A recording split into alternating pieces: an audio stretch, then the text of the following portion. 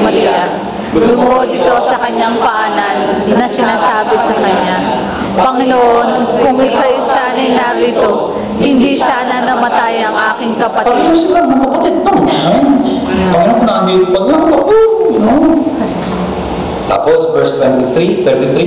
Kaya nang siya ni Jesus na siya'y umiyak, pati ang mga Hudyong dumaro sa kanya, siya ay nagpag-espiritu at nabahala. By the way,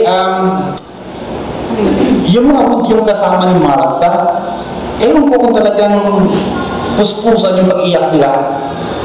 Yung Kasi bayaran. yung sa kanila noon, yung mga bayaran, kaya ladies, bayaran na para bang kumbaga sa kompetisyon ng mga pala, yung binabayang para pumalakpa, parang ganyan. Yung track, something. The point is, puso yung mga bayaran, hindi dapat yung sabi ko sa inyo, yung the daughter of Jairus, yung dalagitan na namatay, nung dumating si Jesus doon, pinigiiyakan, nagtatangisan dito, tulog ang iba. Tapos sinawa nila siya. Yung mga iyakin doon, yung mga bayaran, tagapag-iyak. Anyway, ewan ko kung mga kasama ni Martha ganun. Siguro hindi naman pero pwede rin But I hope you understand that that's a context also. Okay, verse 34. Begin.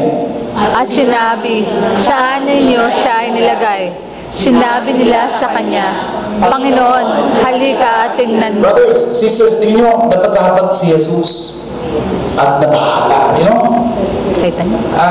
I hope you understand talagang nabagbag yung kanyang kalooban. Kasi kaibigan niya ito, grabe. Ewan po kayo, marunong naman siguro makaramay, I mean, siguro nakatala nila sa mga wake, ano tawag na doon? Lamay. Ano tawag na doon? Lamay. Yeah. I mean, ewan po. Pero nakakasanda pa kayo ng isang pagkatato na umiyak kayo? Kasi naawa ka sa umiiyak. Yung naawa ka sa umiiyak. Pwede yun Otherwise, naiyak kayo kasi kaibigan nyo ito, grabe. Mahal po itong taon to. Kami. I mean, and so yung notice, you got to use your imagination here, you got to use your feelings here. Amen? Yung tuktukan dito, may tuktukan din dito, pero dirges to, mga pampaiyak to, talagang very solemn itong music dito, hindi pansayawan. Okay? I mean, I hope you imagine that, you hear that, something like that.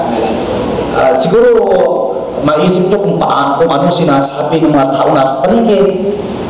Nagbibidahan siguro sila kung ano pinagsasabi. Ewan ko kung ano narinig nyo. You can just imagine. Anyway, nung ang sinasabi sa atin dito, nung talagang tinanong ng Jesus, saan siya nilagay? Panginoon, ano nangyari kay Jesus? Brothers and sisters, I told you, you got to imagine yung pangyayari. In the Bible, in the Gospels, we're told that si Jesus umiyak ng 2 beses lang. Minsan, yung unang pag-iyak niya ay noong nakikita niya, may lugar po sa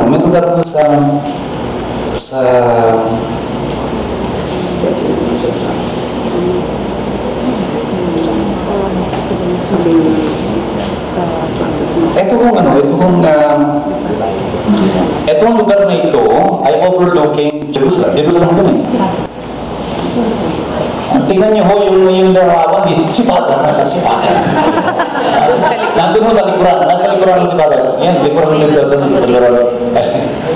Lolo ko niya ako. Ayun mo yung Dome of the Rock. Yung may kumikinang siyang golden dome ito. Okay. May isang lugar dito, medyo malayo ito It's on the other side of the mountain,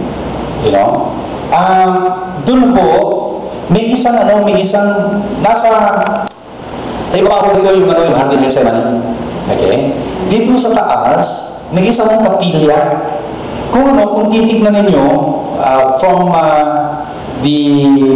yung outlook na ganyan, makita niyo yung kapilya parang luha.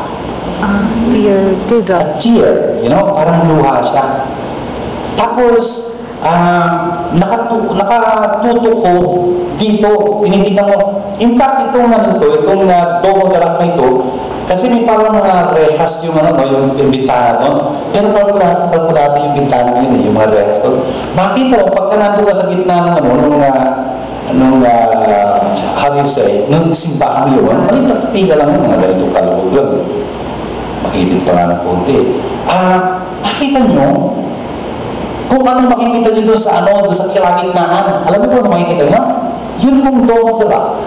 Eksakto, nandun sa yun. Wow. Alam mo kung lugar itong tawag dito? Dominus Flevit. Dominus Flevit. Dominus in Latin means the Lord. Flevit, umiyak. Umiyak ang Panginoon. Dito yung lugar kung saan binukita yung pag-iyak ni Jesus nung nakita niya yung Jerusalem na yun. Nasabi niya, Jerusalem, Jerusalem, ilang beses kung yan sinikap na, kupin ka. Tulad ng ginagawa ng isang nahihinupat sa kanyang mga sisiyo, pero ayaw mo.